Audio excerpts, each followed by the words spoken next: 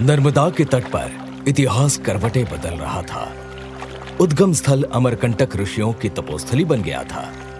लंकापति रावण का ध्यान इन ऋषियों की ओर गया और उसने ऋषि महर्षियों की तपस्या भंग करनी शुरू की। राक्षसों के उत्पात का परिणाम यह हुआ कि ऋषि इस स्थान को छोड़कर नर्मदा की घाटी में आ गए। यहीं राम के पिता महर्षि जमदग्नि और माता रेणुका है वंशीय राजाओं के अत्याचार से बचकर एकांत आश्रम में रहते थे। महर्षि के आश्रम का वातावरण बड़ा ही दिव्य था। पूजा पाठ और हवन यज्ञ सदैव चलते रहते थे।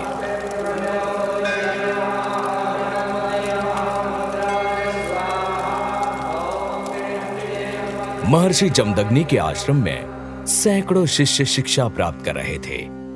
इन्हीं शिष्यों में एक शिष्य ऐसा था जो अपने पिता जमदग्नि और दादा ऋचिक से अपना मूल निवास छोड़कर भटकने का कारण चाहता था।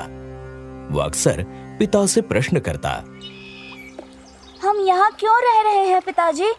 ये तो हमारा मूल निवास नहीं है। समय का चक्र हमें यहाँ ले आया है पुत्र राम। बहुत सारे निर्णय हम नहीं, ईश्वर स्वयं करते हैं। ईश्वर ऐसे निर्णय क्यों लेते हैं?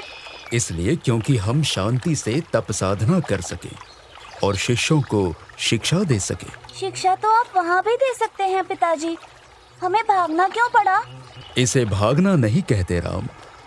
हम अपने कर्म से तो नहीं भागे।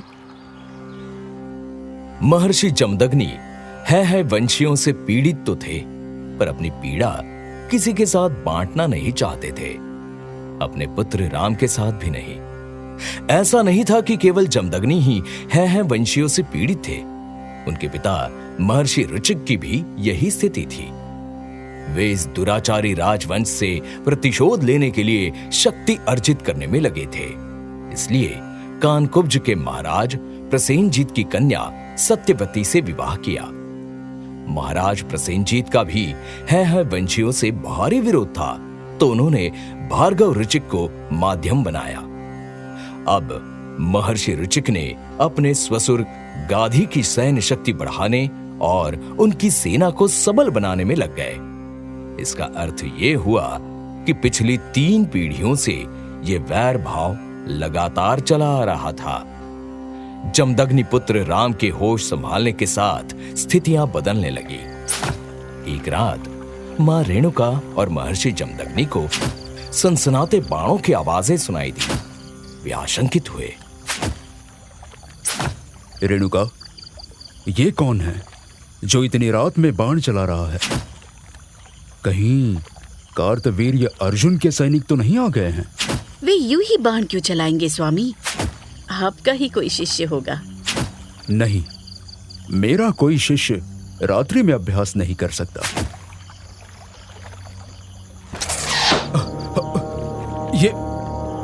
ये देखो रेणुका, मुझ पर घात हुआ।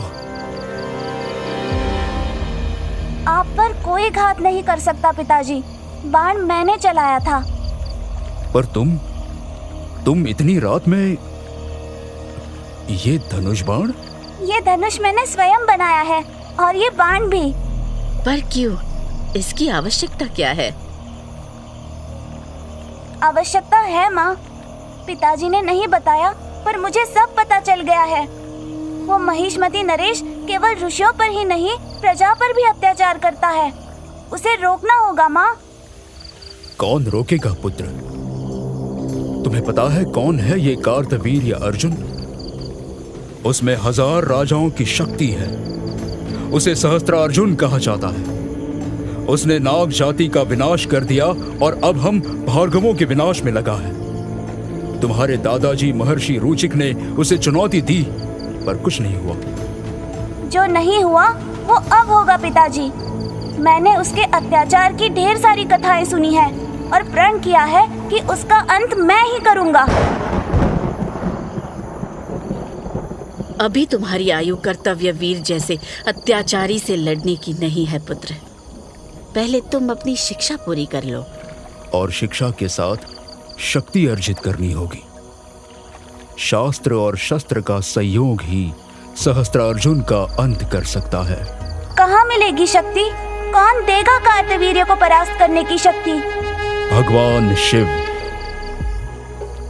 तुम्हें अखिल ब्रह्मांड नायक भगवान शिव को अपनी साधना से प्रसन्न करना होगा। उनका आशीर्वाद पाना होगा तुम्हें। ओम नमः शिवाय। जमदग्नि पुत्र राम रुकने वाले कहाँ थे? उनका तो जन्म ही अत्याचार, अनाचार और दुराचार के अंत के लिए हुआ था। धर्म भूमि भारत की धरती पर जब निरंकुशता बढ़ती है, तब सर्वशक्तिमान भगवान विष्णु समय और परिस्थिति के अनुसार अवतरित होते हैं। यदा यदा हि धर्मस्य ग्लानिर्भवति भारत अभ्युत्थानम् अधर्मस्य तदात्मानं सृजाम्यहम्। द्वापर युग में भगवान विष्णु के अवतार श्री कृष्ण ने गीता में स्वयं कहा है कि जब जब अधर्म बढ़ता है, तब वे साकार रूप में प्रकट होते हैं और साधुओं और सज्जनों की रक्षा करते हैं, दुष्टों का विनाश करते हैं और करते हैं धर्म की पुनः स्थापना। तो राम का भी अवतार हुआ, जिन्होंने भगवान शिव का समर्थन पाने के लिए उनकी साधना आरंभ की। राम ने वर्षों भगवान शिव की साधना की, भगवान को प्रसन्न किया, अपनी शक्ति का विश्वास दिलाया और तब त्रिकाल जयी कालातीत स्वयंभू भगवान शिव राम के सम्मुख आए और एक ऐसी दिव्य शक्ति प्रदान की जिसने राम को परशुराम बना दिया। तो कौन सी शक्ति थी वो? रोजपॉट प्रेजेंट्स चिरंजीवी परशुराम।